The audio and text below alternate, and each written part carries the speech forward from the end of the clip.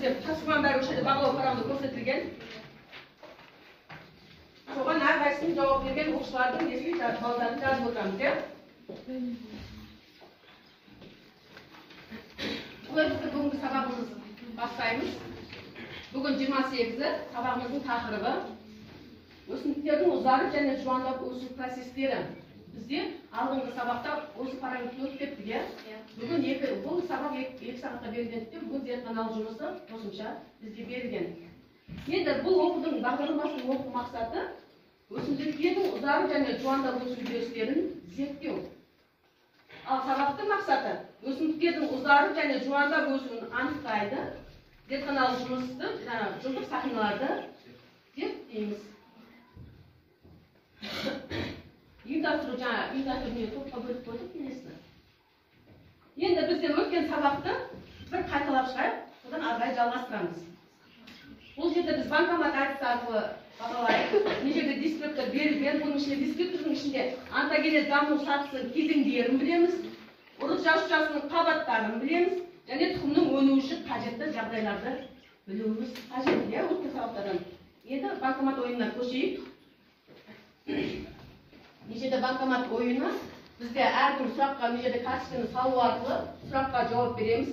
Мына жерде 10.000 теңгелік, 5.000 теңгелік, соның 500 теңгелік 10.000 арасында, 20.000 арасында балдар беріледі. Оларды жауап берген оқушы мына жерден ақша шығады, ақшасын алып кету мүмкіндігі бар. Ал кім бастайды онда олай болса? Кім бастайды? Келе ғой, Рамазан. Мына бірінші карточканы салдың, енді құпия кердің, қайсысын таңдайсың? 1000 теңге дейді, 1000 теңгені баш берейік. Сұрағы, онтогенезде жүретін организмнің сатылы дамуын атады. Бізде өткен тақырыптарда болған, иә? Онтогенез дегеніміз не? Оның жағы сатылары қандай? Есіңізге түспепті ма? Өсу даму қадай. Кәні, онды тексеріп жіберейік. Дұрыс па? Дұрыс екен. Керемет. Жарайсың. Бізде жаңағы 1000 теңгелік келе ғой. Сияқыңды ал келе ғой. Келесі. Енді келесі басқа топтардан да шығайық. Келе ғой. Кім ерте болған? Келе ғой. Қандай соңында дейсің? Тесе, жылдан шығам. 40 мыңға ол ең үстіне бір ашып қой. Тұқымның өнуі үшін қажетті жағдайлар бізге. Су, ауа, жем қажет. Тексеріп жіберейік, дұрыс па, дұрыс емес па? Су тұқымның несіне қажет дейді? Өрілуіне қажет, жылу өнуіне қажет, ауа тыныс алуға қажет. Жалпы осы үшеуі дұрыс екен, иә? Жарайсың, молодец. Апай, келе ғой. Қазір, келе. Жылдан тұрам. 10.000 теңгелік. Ұрық жасушасының сыртқы, ішкі және үшінші қабаттарын ата дейді. Ұрық жасушасын білеміз, иә? Дұрыс айтады. Сонда да тексерейік. Эктодерма, энтодерма, мезодерма қабаттары дейді. Осының жаңа мезодерма қай қабат екен? Екінші қабат, иә? Сыртқы, ішкі, ортаңғы қабаты екінші қабат, иә? Отыра ғой, жарайды. Келесі. Мынақта шығатын ұшылар ма? 5.000 теңге? Жарайды. Жануарлар онтогенезінің кезеңдері дейді. Эмбриондық, пасамбрен. Эмбриондық дейді, иә? Көріп келсек. Молодец. Жарайсың. Кел, ақша дала ғой. Арғай тағы. Кім шығады? Келе ғой.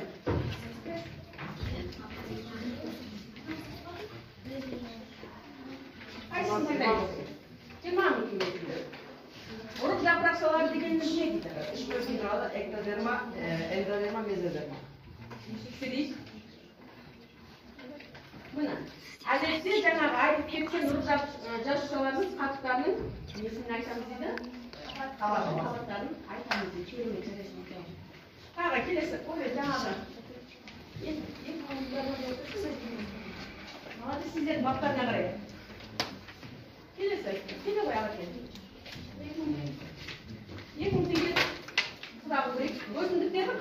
кезеңінде болатын құбылыстар. Өсімдіктердің өсімін тоқтайды, гүлдеуі және жеміс беруі тоқтап, бұтақтар қурап, дененің ішінде тыныс пайда болады. Тексерейік. Кем өсімдіктердің өсуін нашарлайды, өйткені бұл өсімдіктің қандай кезеңі? Қартаю кезеңі дейді. Жарайсың. Енді ақшаларын көбейтіп беріп жатыр, ертең қайтаратын шығарсыңдар. Жарайды. Тағы кім шығады? Келе қояйық. Қайсысы?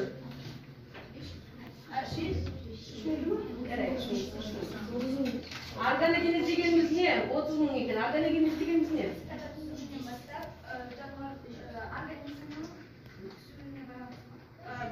Сондай процесте даму процесі. Тексеріп көрейік.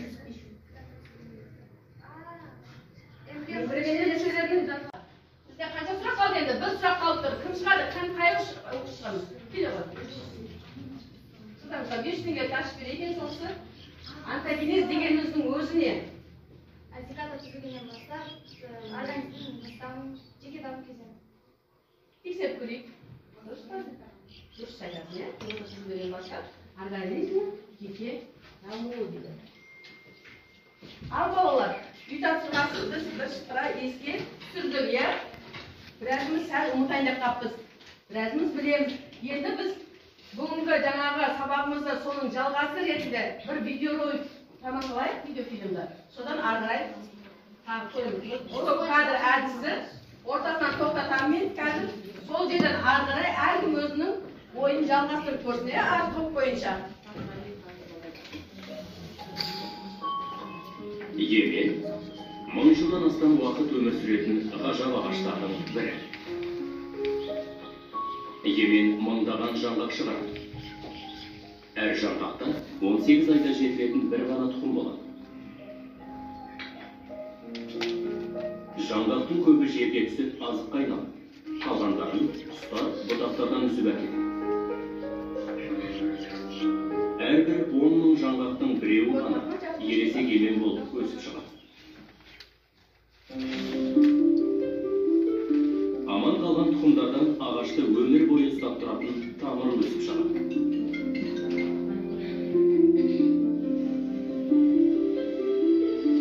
Көктем ертісімен жаңғақ өскін береді.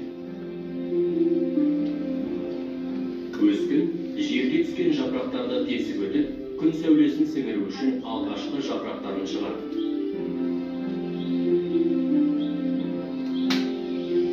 Бір жылдан соң, күз мезгілі жеткенде көшет энергиясын сақтау үшін жапырақтарынан арылады. Түскен жапырақтар тамырды суықтан қорғап тұрады.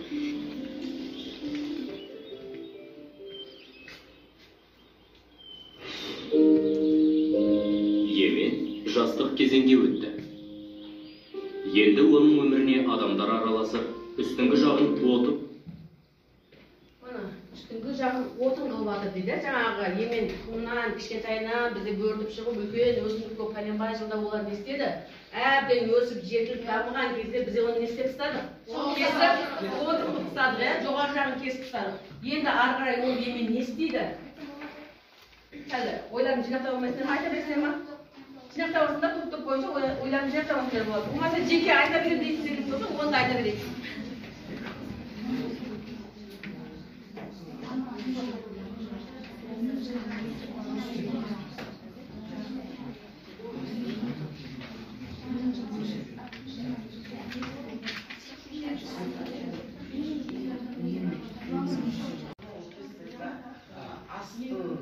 Даката түбінетін тамырынан болмайды да, ортасына кетіп, бірақ дами береді, ортасына да шыға береді. Содан шыға береді, иә?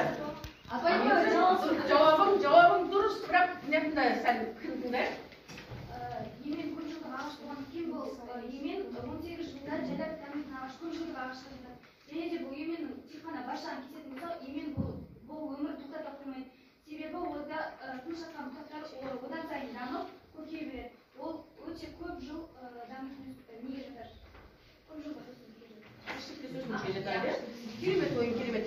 Емен ағашы ол ең ірі ағаштардың бірі. Оның башынан жауапсыз алу, ары қарай жете береді, дами береді, өсе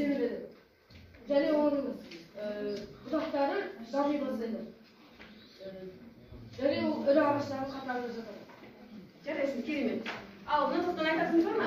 Қосыларыңыз. Айта ғой. Емен кесіп салған күні жуандай болса, бөлшімайды таралады. Жан-жағынан жарып түседі. Жарайсың, тағы бар ма айтамыз? Енді бұл үйде оқығанымызды білдіреді, үлкен сабақта. Еменің бас жағын кессек дейді, ол жуандап өзіңі пайда болады дейді. Олай қылатын болса, біз видеоны жалғастырып, соны көрейік, иә? Кімнің пікірі сәйкес келеді деп көрейік. Бірақ бұдан жас емен тіршілігін тоқтатпайды.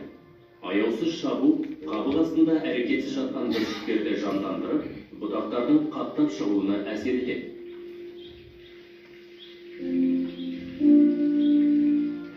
Шамамен 200 жылдан кейін жас ағаш қалың еменге айналады. Жетілген ағаштың бойы 45 метрге дейін жетеді, ал діңдері мен бұтақтарының жалпы ұзындығы 15 километрге дейін жетуі мүмкін.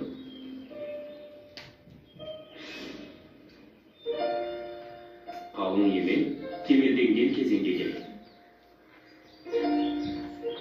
Көшет кезінде ағаштың тамырына түскен құрт өлі қабықты жеп, діңнің көп бөлігін бос қалдырды.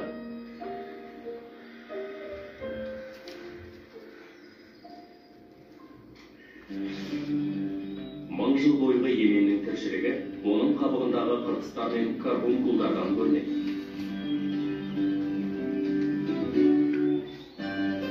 Жыл сайын жаздың басында кәрі емен жетілу кезінен басталған үрдіс бойынша аталық және аналық гүлдерін шығарады.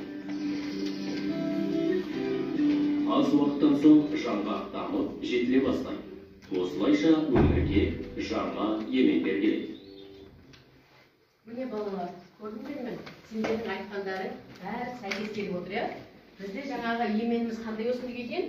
Көп жылдық өте тіршілік ететін өсімдік екен.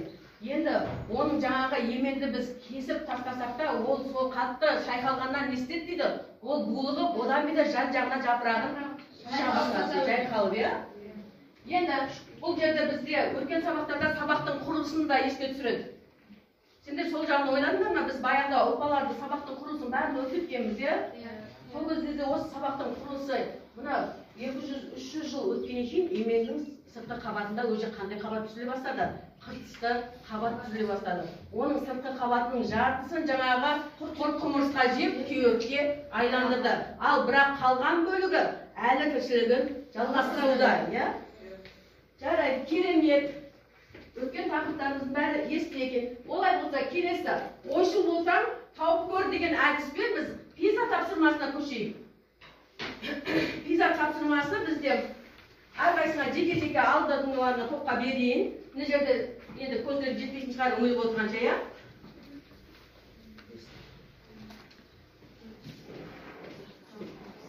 Осыны топпен ойласып отырып, айтып береміз, иә? Шешімін тауып.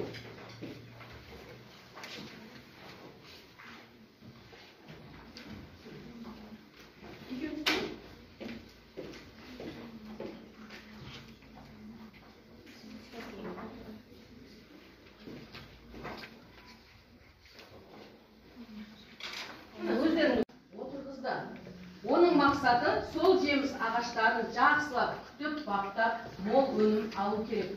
Алайда, әр жылы көктемгі аяздан көпшіл жемістер ағашын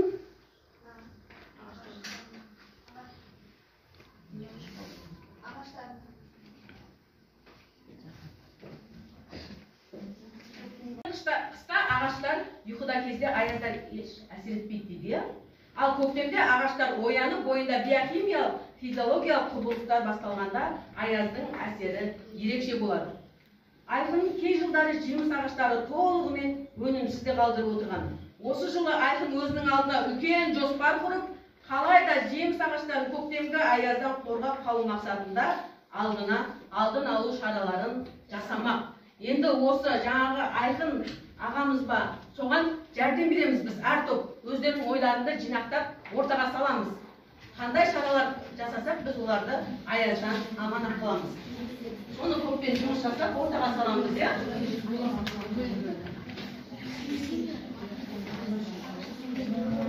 Он минут десем.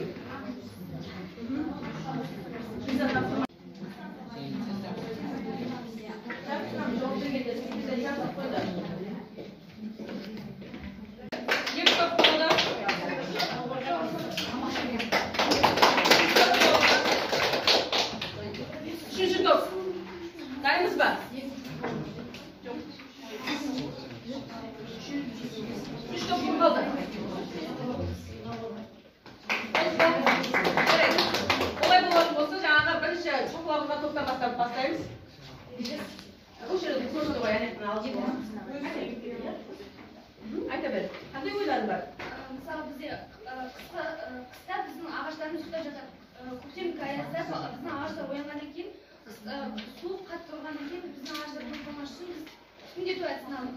Және де ағаштар көп ағаштардың ортасына от қоямыз. Және де оны ішіне қатты лапылдатып жүргізбейміз. Жай ғана түтіндету әдісімен біз ағаштарды жылыта аламыз. Жарайсыздар. Келесі топ. Келе ғой. Екінші болыңдар осындар, иә? Келсер. Бәрі болсын. Біздігі орау әдісі, яғни көктеміз алмаларымыз басқаларымызда дәтақшыларын ұстағашысын орау әдісін алдық. Ол қалай десек, өзінің арнайы тіремелерімен тіреп, клёнкамен орап, жауып қоямыз. Сол арқылы ол үсімейді де басқа тұрмайды, өз жемісін салып, ұқтап, жақсы болып тұра береді. Айқынымаға шағын Жарайсыздар, молодец. Келіңдер. Үшінші. Көкішті бітті, иә? Үшінші.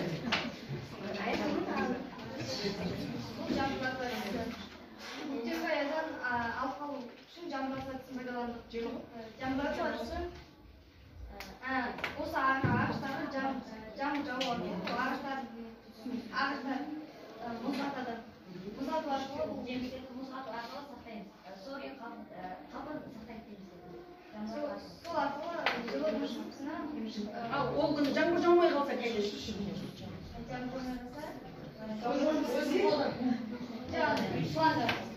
Үшінші топ сендерге. Ол да жақсы екен. Сөйтіп сендерді Айқын ағаларының өнімін сақтап қалуға тырысып жатсыңдар. Керемет, келесі топ. Келе қойдар. Біз ағаштарды желдету арқылы суықтан сақтаймыз. Біз желдететін кезде бұлар суықтан сақтап, өз жемістерін арта беретін болады. Желеткенге қандай не таптыңдар? Қандай ақпарат таптыңдар? Желдетуге вентилятор. Өзінің желдету арнайы. Керемет. Отыра ғой. Енді біз жаңа алдыларыңа есімдерге бағалау парақтарын тастап кеттім, иә? Енді өз-өзіміз топтардың жұмысын бағалап шығарсыз, сосын есімдерге аттарынан мен өз немді айтамын, иә? Бірінші топтікі қандай болды? Мына алдыларыңа қойдық, иә? Мұны ана тақтада да қолмен көрсету арқылы бағалау. Бірінші топты бағалаймыз, кәні осылар бәріміз бірдей. Кәні? Қалай бағалаймыз? Қайсымен бағалайсыздар? Өте жақсы, қызықты өтілесе, олай істейміз дедік, иә? Жарайсыңдар. Ал жақсы болса қандай болып тұр? Мынандай болып тұр, иә? Ал мына сендердің пікірлерің керемет екен, мен басқа біреумен осы пікірді бөліскім келеді десе қандай белгі болып тұр? Мынандай белгі болып тұр. Ал сендер қандай? Сендер қайсымен бағаласыңдар? Жақсы, жақсы. Керемет. Олай болса, екінші топты бағалаймыз. Сендерді бағалаймыз енді, бәріміз. Кәді екінші топты бағалай кездер? Жұмысын?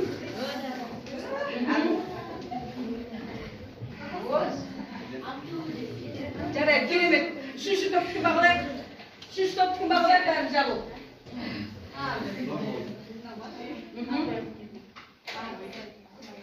Керемет. Төртінші топты бағалаймыз. Абаймен. Жарайды, керемет. Білдік. Барлықтарыңыздың пікірлеріңізді білдік. Енді мына жерде менің де білмейтін нелерім бар екен, әдіс тәсілдерім бар екен. Керемет, Айқын ағамыз түгіл, мен өзімде білмейтін әдіс тәсілдер бар екен. Олар жаңадан қосылып аққан қандай әдіс тәсілдер? Технология дамып жатыр. Жаңа желдеткіш дейді. Қазіргі кезде дамып жатқан желдеткіш. Ол желдеткішпен жаңағы жел үрлеген кезде сырттан келген мұздай жердің бәрі не істейді? Сонымен араласады да, жаңағы жылы болып, астындағы өнімдеріміздің бәрі аман қалуы мүмкін дейді. Керемет әдіс. Сіздерге жаңбырландыру дейді. Ол да керемет. Жаңағы жаңбыр жаумаса, сыртынан біз өзіміз қолдан шу шашып, сыртын қатырап, ішіндегі тұқымдар не істеп қалады дейді? Аман қалады дейді. Ол да керемет әдіс. Сіздерді түтіндету. Иә, біз өзіміз көбінен қолданып жүрген түтіндету әдісі ол. Бізде әрдайым сәл суық болса, барлық нелерімізді ақырамызда, жаңағы шөптерімізді ақырамызда, отындарымызды ақырамызда, соның астын түтіндетіп алып қаламыз. Жартылай болса да, иә? Сіздерді орау әдісі. Орау әдісі, ол да керемет. жаңағы қазіргі дамыватқан теплица дейміз ғой көбіне, иә? Сондай амалмен алып қалуға болады дейді. Келесі тапсырмамыз. Цифрлы қорап әдісі бізде зертханалық жұмысқа көшеді екенбіз, иә?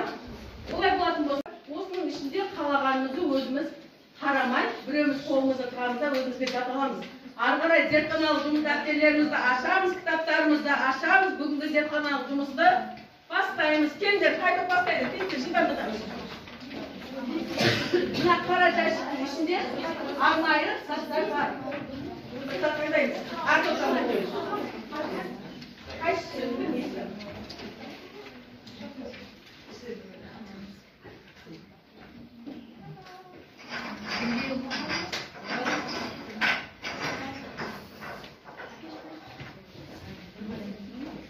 Сидерлерді шықпаса жақсы қойып қайтан.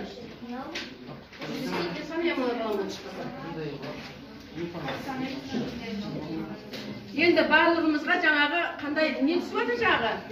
Ағаш діңінің кесінділері, иә? Соны қолымызға лупамен қараймыз. Зерттеуді сақина ашып сақтар берген, иә? Жасап ашып екен көрді, оның сананда қанша жылды сақина екен? 17. Айналғандары сақиналар.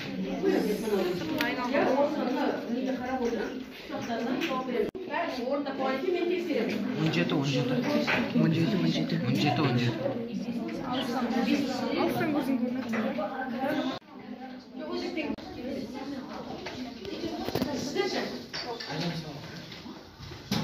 Қанша жаздың білмесіз? Дәптерге жаздық па?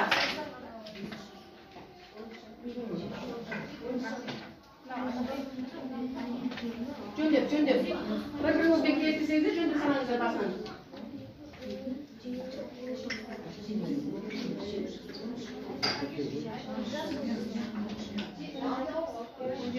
Жазыңдар ма? Жазамын дәптерге сразу соны. Сразу жерден қайсысын көрдіңдер. Жасы қанша, сыртындағы жаңағы қабаты қанша, бір шеті жаңағы қалың болса ол қандай жақ, жұқа болса қандай жақ, неге байланысты деп сақтап бердіңдер де мұны. Соған жауап береміз дәптерден.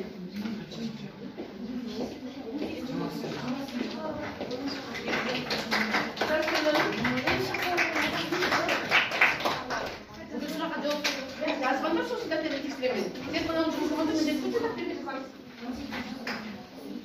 Дәптерден жазды, сосын тексеремін.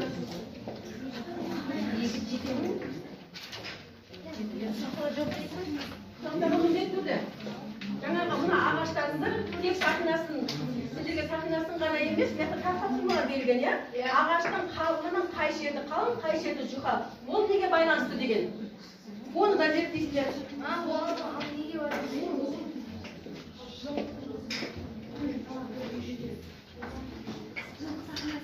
Olmadı. Bizi Kaspi magazinde kim жақсы жауап берген оқушыларға 50%-дан, ал жауап бере алмай қалған бір жауаптан сәл қиналыңқырап қалғандарға 10%-дан жеңілдіктер болып жатыр бізде.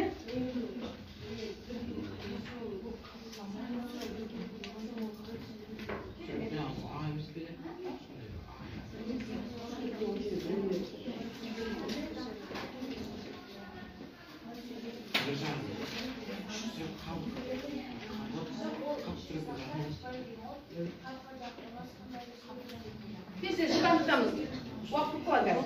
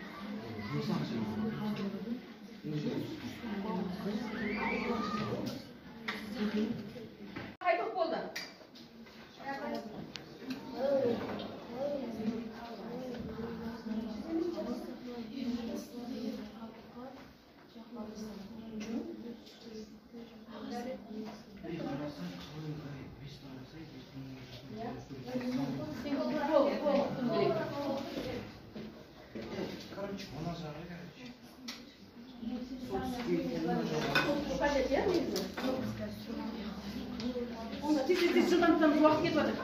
Қайтып болды тағы.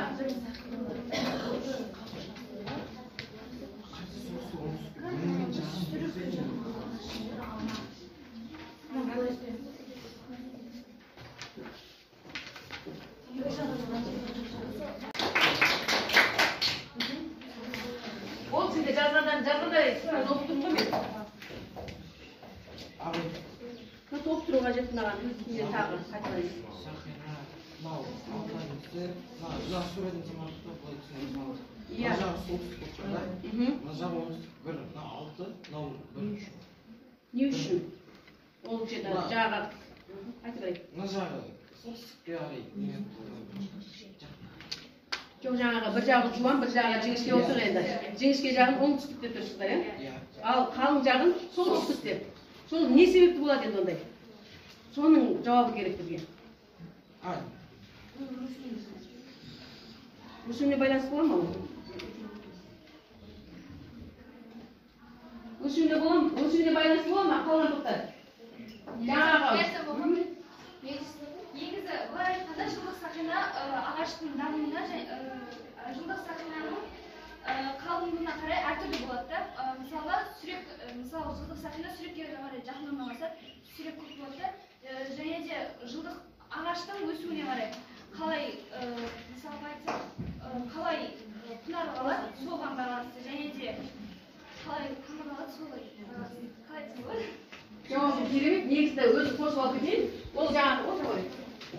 Ол өйткені бір жерді жіңішке, бір жерді қалың болған себебі жаңағы солтүстік, оңтүстік деп ойлайсыздар ғой. Ол экологияға байланысты, температураға байланысты. Бір жағынан суық болып тұрады, бір жағынан жылы болып тұрады. Жылы жағы ол өзінде қалыпты жаңағы ыңғайлы болған екен, ояғы не істейді?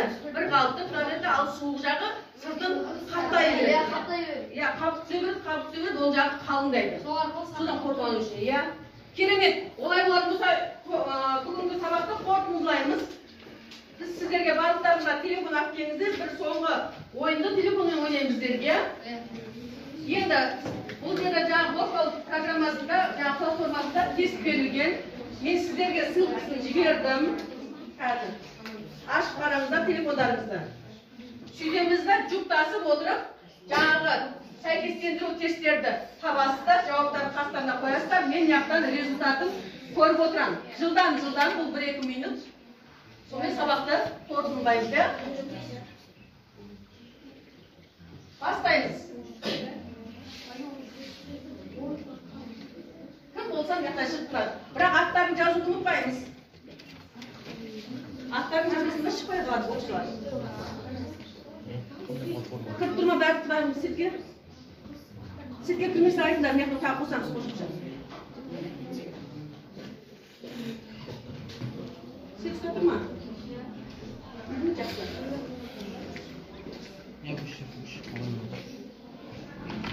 Кім ятмыз? Қосым ятма? Қосым ятма ұштырады.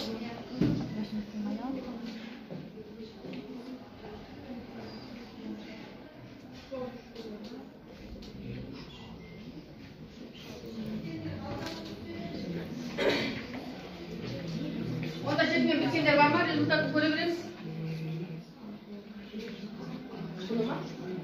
Қосып яқ қойды, оқушылар көре береді.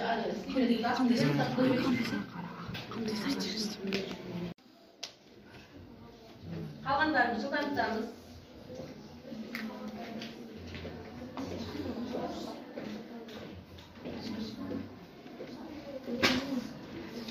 Кірді ғой бәрін үшер. Жарайды. Аға кебітіп қойды. Жылдан тұтамыз.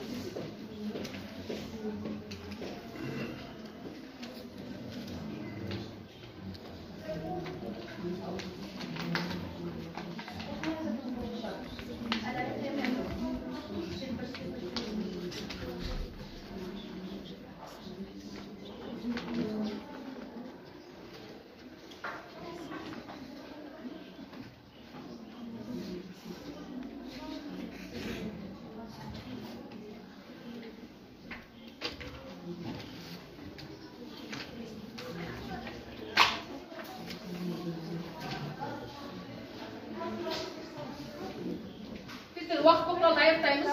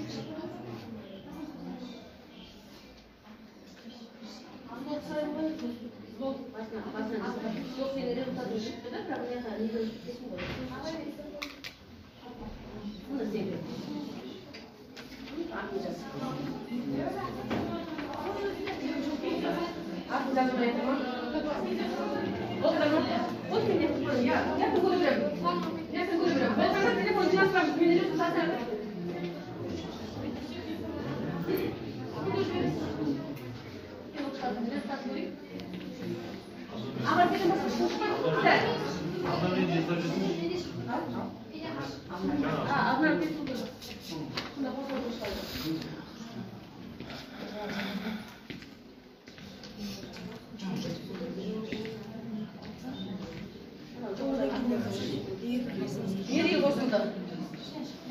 Nereye altı bay? Sizler cevaplarınızı yazınızlar mı? Tabii ağzını bir kırılmıştı.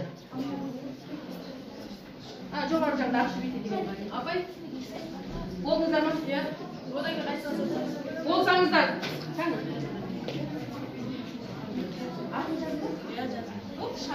Telefon cihazlarımızda men sizlerge aldılarınızga keri baylanyş tasladım ya. Әрқайсымыз бір көйден аламыздар. Бүгін сабақта артында сұрақтар бар. Бүгінгі сабақта не білдім, не білгім келеді, және не білемін деген я. Күнделікті тапсырмада орындап жүрген кері байланыстарымызға жауап береміз. Мына 5 оқушыға тастап кеттім жаңа сіздер зертханалық жұмыс кешіп жатқанда. Жазып біздің маған поштама саласыздар. Мен поштадан алып, ары қарай тексеріп, келесі сабаққа дайындаламыз. Жетті бәріміз беріп кері байланыс. Ені білдім не керек?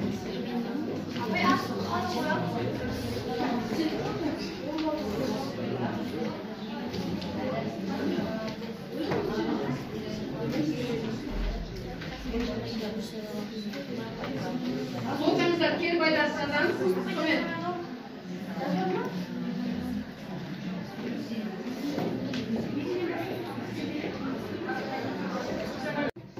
Үйге тапсырма.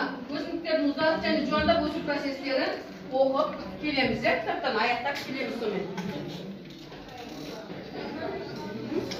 Кері байланыс жазып болсаңдар поштаға салып, үй тапсырмасын жазып алып, сабақта аяқтаймыз. Я өзім қандай сұрақтардан түсінбей қалдым, қандай әрсәсілес ұнамай қалды, қайсысы ұнады деген сияқты. Бүгін сабаққа талқылама. Кері байланыс.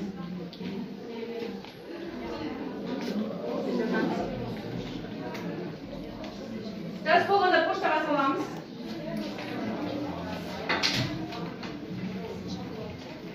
Сосын дәптерді ашып, үй тапсырмасын жазып аламыз. Ат жөндерін жазсаңыздар да болады.